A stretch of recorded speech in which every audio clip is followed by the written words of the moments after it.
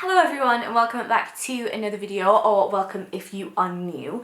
I thought today we'd do another chatty video. If you are new or if you're subscribed and didn't see it, I did a bit of a video similar to this like a few weeks back where I called it Let's Chat, and I was just like, we're just gonna have a chat about some things, and I thought we'd do that again today because I like doing it. I like to talk. I do like to talk a lot. And I just like talking through things with you guys. I like talking through just how I'm feeling and how I think on certain topics and stuff, and I just really enjoy it. So I thought we'd do another one, and I thought it would be relevant because if you are subscribed, you might have noticed that I've kind of gotten out of my habit on posting, unfortunately. And I thought that's what we'd talk about today. You'll have already seen that in the title, but I thought we'd talk about YouTube and also or like working with autism. And I just want to start off the video by saying a lot of the things that I'm going to say are from somebody who has autism, so a lot of the things that I'm saying might not apply to neurotypical people. You might not have thought about it in that way, but please listen to me with an open mind, in knowing that you, if you are neurotypical, will never understand 100% how my brain works. So please listen to me openly. I don't mean to offend anybody, and I'm hoping I'm going to articulate myself well with these topics. I am a little bit nervous that I'm going to say something that offends somebody, but just please know that that isn't my intent. I try and understand as many different viewpoints as I can, but I am worried that I'm going to do it. So call me out if you think that I can learn from something, but if it's just my opinion that you don't agree with, I'm happy to have a conversation with it, but obviously that is my opinion. But I do change my opinions a lot because I listen to other people. Anyway, let's get on with it. So I have fallen off with my YouTube scheduling recently just because I found it very, like, downhearted, is that the word? Like off-putting, I don't know, with how YouTube's going at the minute, and also like how people are on TikTok talking about people who do or try to do like content creation, YouTube, Instagram, whatever platform it may be. And I definitely feel like it's got to me, the way that people are talking about it, and then also my YouTube stats. So I don't think it's any secret that I have been trying to make YouTube my career, and I've been trying, I call it going full-time, but I definitely feel like I don't like that. I have solely been doing YouTube as a job. I suppose that's different really. I've been posting to YouTube 3 times a week, which I would say is the maximum, for about a year and a half. I've been doing YouTube solely as a job for about a year now. And I've been doing YouTube like just in general for 4 or 5 years now. It was year 1 of uni, so I think that's 4 or 5 years ago. And I don't know, I've just felt really just off-put by the fact that I've been trying really hard to make it on YouTube and do well on YouTube, and it's just not really paying off. And I want people to be open-minded with hearing me say that, because I understand there is this conception of YouTube and content creators that is like, oh, they're just after money and stuff like that. But I also feel like a lot of people are just like, oh, I just do it because I love it. I just do it because I love it, and if I make money from that, that's great. And I think there are 100% people out there who are both of those things, in terms of like people are out there just to do it because they love it, they fell into it, and then there are people who are doing it literally just for the money. But I would say that I am a different category, and I am definitely not just doing this for the money. I'm not. I not 100% went into it to make money, but it is like a side hustle, another type of income, and I thought, oh well, I'll try and do it and then maybe I can get some more income from it. And I enjoyed doing fitness content, which is why I came on YouTube in the first place anyway, so I was like, well, I may as well just do YouTube videos. So I would say that, yeah, money is a thing. and it is a thing now, but that's a separate like conversation that we will get onto. But there was definitely, in the beginning, money was a reason to do it, and I enjoyed doing it. But I don't just do it because I love it. I do it because I want to make this my job. And the reason that I want to make this my job is because it has by far been the most accessible thing for me to make money as an autistic person. And I feel like this comes into like my history a little bit as well. So if you don't know my channel, I'm probably gonna have to break it down for you a little bit. So I left school a year and a half through sixth form. I left because I was being bullied by a teacher quite badly, and I just couldn't deal with it anymore. Then I did a year apprenticeship at a law firm. I left that, got a part-time job whilst I was putting myself through my personal training qualification. Then literally I finished my qualification on the Friday, and then I started working at Pure Gym on the Saturday or something stupid like that. And yeah, I started there, and then worked at Pure Gym as a personal trainer for a year and a half. Throughout that I had part-time jobs because personal training is a self-employed job and the money doesn't come instantly, definitely not. It took me a very long time to get enough money for personal training to be my sole income. So I did work part-time, and then I also went to college for a year of that. So there was a point where I was personal training, working a part-time job, and was at college. And then they all stopped and then I went to university. And when I went to university, I had a year off working, and working in person. I was doing online coaching for the first year. Then second to third year, I did personal training in my student accommodation. So again, still a self-employed job. And also I started this whilst I was at uni. I didn't work any part-time jobs because my personal training was essentially my part-time job. And then we came to lockdown and finishing uni. I had a few little bits here and there. I had some online coaching.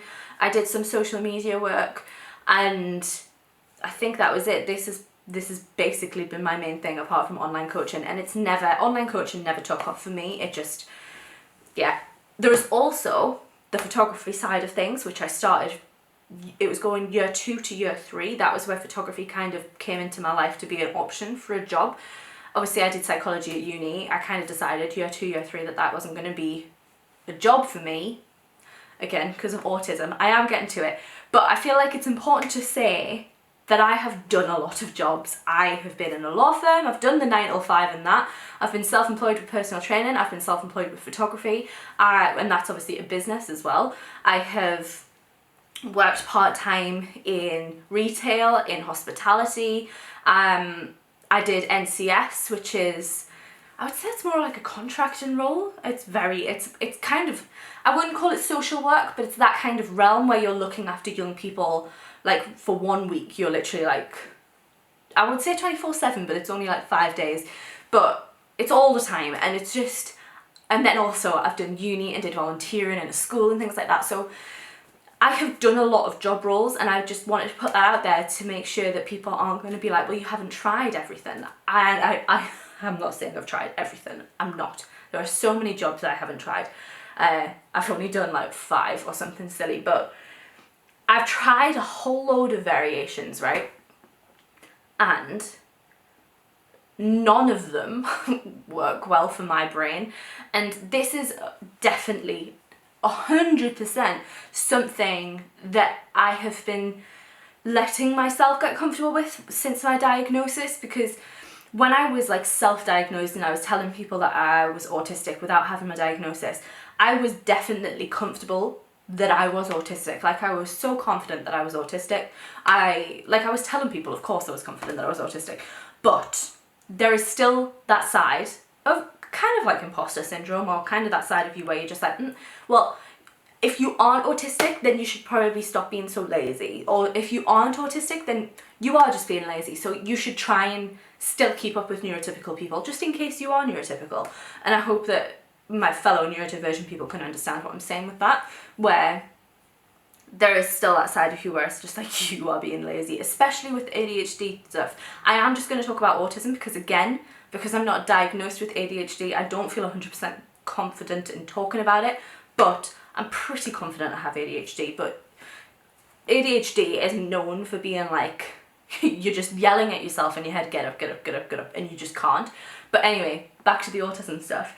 It's just, since my diagnosis, I think seeing all of the stats and seeing everybody else in the autistic community and it being so hard for us to work a job has made me feel so much more comfortable and allowed me to be like, no, I am okay in saying that I struggle working.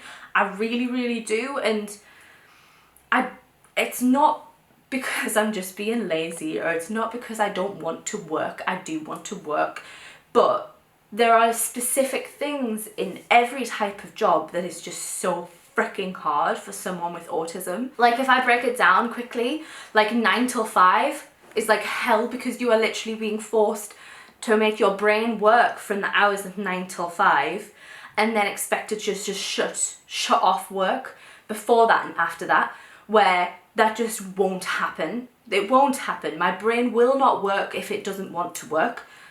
Uni was horrific. This is why I never went to lectures at uni apart from year 1, because if my brain, say if I had a lecture at like 11 on a Tuesday, if my brain, it came to 11 and it was just like, I'm not taking anything in right now, there is nothing I can do to make my brain work. So it's the same with jobs. If I have, and this is also shift work as well, where it's not gonna happen. And at this, right, as well, I want to preface this by saying it's not to say that autistic people can't work. It's not. It's just, it's very, very hard. And that's not to say that autistic people can't do their job. So if you have a colleague who is autistic and works shift work, please don't go about thinking, well, they can't do their job correctly. That's not what I'm saying. I'm saying that they are probably putting themselves through hell to try and make to do their job correctly. So it's not, they're not doing it, it's probably, they are doing it, but they are probably so burnt out. But yeah, please don't think that autistic people are just can't do their job. They can, but it just comes at a price, unfortunately. So yeah, 9 till 5 and shift work is just horrific. And then even, I will say, the 9 till 5 job that I had in the law firm is probably one of the best ones I've had in terms of my autism, in that I wasn't customer facing, I didn't have to deal with customers, I didn't have a lot of sensory problems because I was in the same place every single day. I had the routine of 9 till 5 and I went in, knew the people that I was sitting with, and it was a very relaxed job. I didn't have a lot of demanding tasks in there, so I will say that was better for me, but for some people I know it would have been hell. Things like retail and hospitality, just horrific. If you have sensory problems, which that's kind of a big thing in autism, being in a store or a restaurant can just be awful. Like, even in my day-to-day life, I find it awful. Jack does all of the shopping for us because I freaking hate going into a shop. And restaurants, if I go in and it's loud, my brain just shuts down. And imagine trying to work in that. Like, I don't even want to do that in my day-to-day life, never mind going to do that and having to do it and being there for however long. And then there's also stuff like care work and nursing and doctors and things like that. It's just, that is just the long shift times. It's not going to happen. But then if you forget about like corporate jobs and things like that, and healthcare and things like that, self-employed is also very, very difficult. It's kind of the happy medium, because YouTube and stuff is self-employed, and I will get to there. It's definitely, for me personally, on the way getting there. It's getting to where it's better, because I've been able to choose the hours that I work, which has been very, very helpful.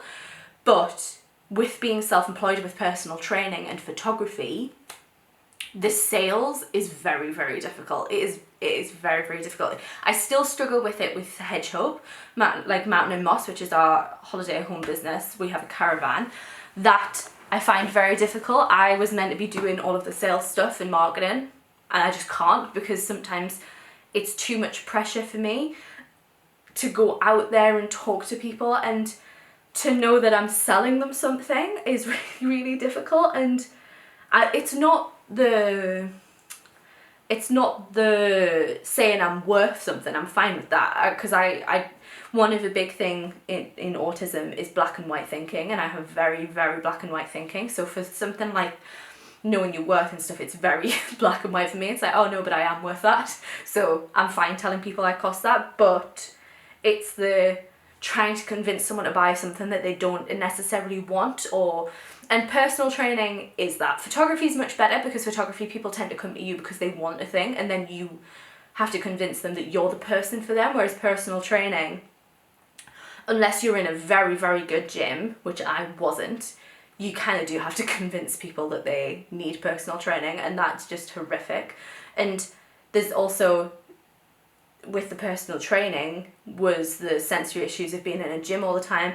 I have literally, in the past week or two, realised that the gym is a very big sensory thing for me that I didn't realise. I thought I was ill. I thought I'd been really, really tired in the afternoons. That I'm not happy video I made. I think it's the gyms overloading me, because someone made a video talking about how they were tired throughout the day, and then they realised it was because they'd been somewhere in the morning and there was a lot of sensory stuff, and I was like, oh my god, why have I never thought about the gym being a sensory issue for me? But yeah, so there's being in the gym with personal training, and then the photography side of it, I freaking loved. So I've shot 3 weddings.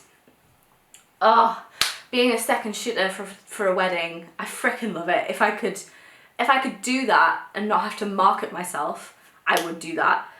But being first shooter on a wedding, I'm still having stress nightmares from it. I don't know if this is an autism thing, I don't know if it's an ADHD thing, but I get very bad stress nightmares, and like, my dreams don't feel like dreams, they feel like reality. And also when I'm waking up, I can't get myself out of the dream. I've had it on NCS, I've had it on basically big impactful things, make them happen, and the wedding photography did that massively. I still have them where like I'm in the dream and I don't have any memory cards, and I'm like at this wedding and they're like going for the kiss and I can't take a photo because I've got no memory on my camera, and it's like, it doesn't sound that stressful, but in the dream it literally feels like a nightmare.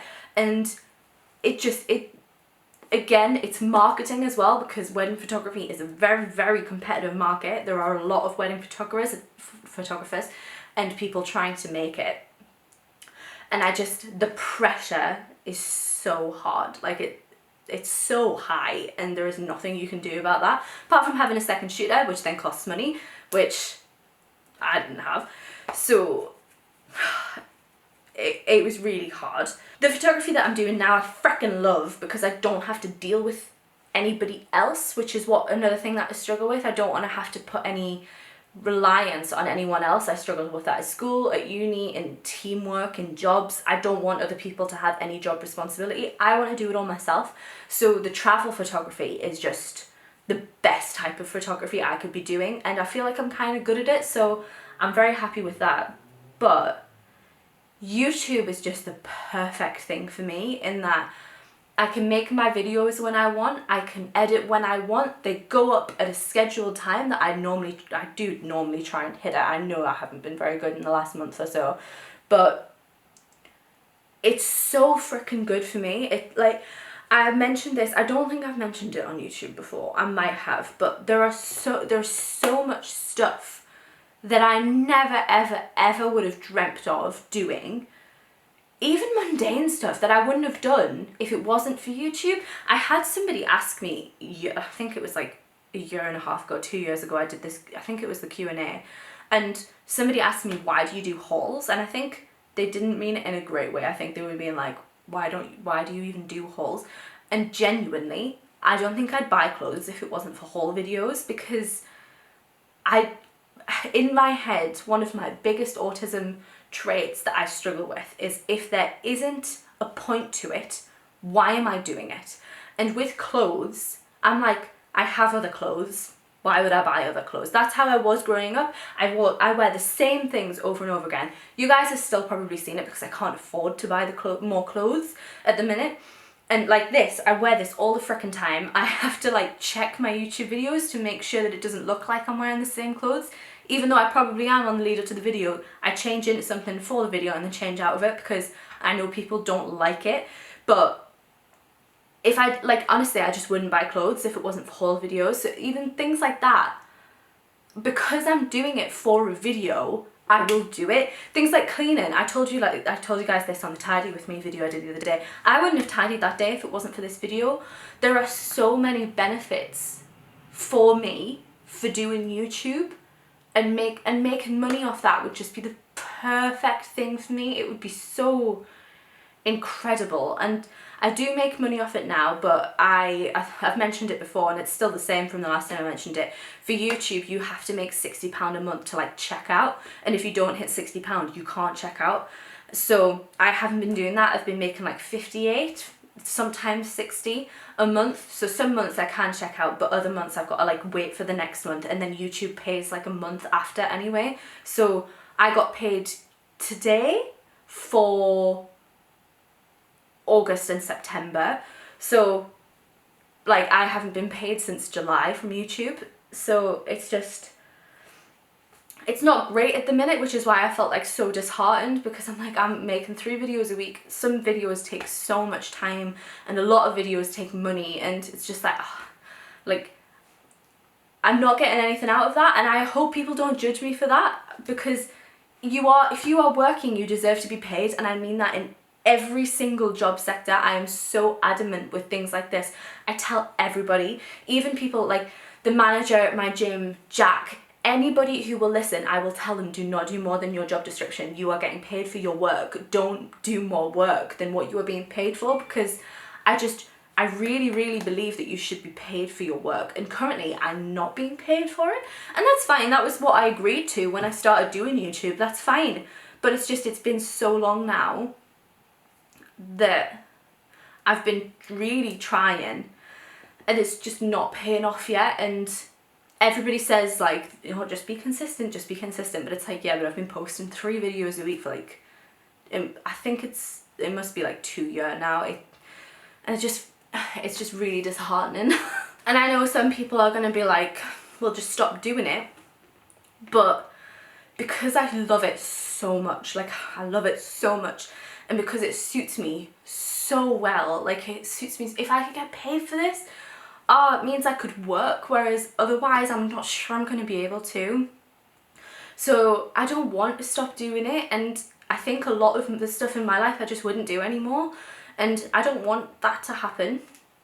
And there is the question of, okay, but when do you stop? Because I've mentioned this, I think I mentioned it last year, and I think it was about this time last year that I made a video talking about stopping YouTube. And I made the decision, this was before I was more comfortable with my autism, so things have changed now, but last year, the end of last year, I said to Jack, it was actually off a Russell Howard thing. I watched the Russell Howard special where it showed his comedy special in Australia, and then also did like a documentary around him. And he said when he was first starting out, his dad said, go hard for a year, like do it for a year. If you don't make it, leave it. And I was like, that's what I'm going to do. I'm going to give it a year. So 2022 is going to be the year that I just focus on YouTube. And it has been. I've stopped doing his photography stuff as much. Because at the beginning of this year, I was still thinking I'm going to do weddings and couples and stuff. And then travels came along, and I'm much preferring that. But I stopped doing it as much. YouTube has been my focus. But I said to myself that if I didn't hit 5,000 subscribers by the end of 22, I would stop doing it, and I'm nowhere near, like I'm not even at half that. And I've I've rethought that goal and said I want 2,500, and that's my goal for the end of this year. I've just hit 2,200, so thank you everybody who subscribed, but I'm not sure I'm going to hit that goal, unfortunately. So it's the type of thing where it's like, right, well, you said you'd give it a year, and if it wasn't successful you'd stop. But now that I'm more comfortable with the fact that I can't work the same way that everybody else can, I am disabled, I don't think it's fair of me to do that. So I don't even know. So then I think about what I'd do if I stopped doing YouTube, and there is photography, and that is 100% something I do want to pursue. I'm happy doing it the way that I'm doing it now, where I'm just kind of doing it in the background. but it's the marketing that I would struggle with. But then there's also, well, you could get a part-time job, which is what a lot of autistic people do, but even then it's really, really hard. It's really, really hard. I saw a stat the other day, and it was only 20% of people who have autism are working, and that stat just made so much sense to me in my head and made me feel more relaxed in myself, in that I don't need to push myself to try and be neurotypical or to try and act like I'm neurotypical, because it's not achievable. Like, it's not achievable. I'm not going to be able to do it. And I know a lot of people who don't have any interaction with neurodivergency probably won't understand that and just be like, well, you can work. I've seen autistic people work. And it's just like, it's not that easy. I wish it was. I've tried. I've worked since I was 16, and it's really freaking hard. And I don't know what my point is to this little bit, but it's just that I feel so much more relaxed knowing that autistic people struggle to work, and it's not just me being lazy or not trying hard enough. So I do feel better about it, seeing the stats and stuff, and I think what my point is that I'm not going to try and push myself to work. I'm in a very, very privileged position that Jack makes enough money to support the both of us, and I am in a very, very privileged position in that he has zero issues with that whatsoever. He is so fine with me not working and bringing in an income at the minute. I think we both would like me to have an income, just because at the minute I don't have spending money for me. I don't want to take spending money off Jack. I'm happy like living off him, but I'm not like, the only thing that I spend money on at the minute are my nails and my hair.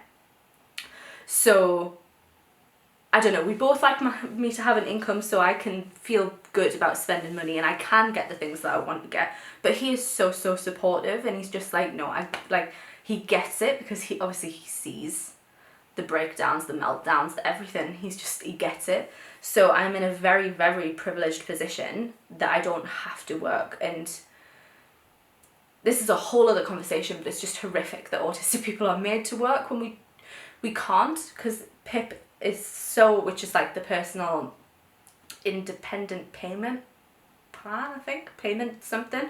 I'm not sure. It's basically the disability payment that you can get as an autistic person. It's so hard to get. For autistic people, I know people who've tried and failed, and it's just horrific, and it's either work or just don't live your life.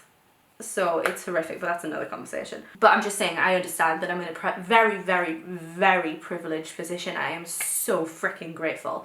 But I don't want to be in the position where Jack just makes some income. I would love this to make some income, but it's just not happening at the minute, and it makes me so sad, because I'd love it. I'd love to have a bigger platform to connect with more people. Like, and I know that kind of sounds like I'm just being like, I'd love to have more subscribers, but genuinely, I feel lonely so freaking often. Like, I've mentioned it before, but I am very, very lonely a lot of the time, apart from Jack, in terms of friendships and things like that.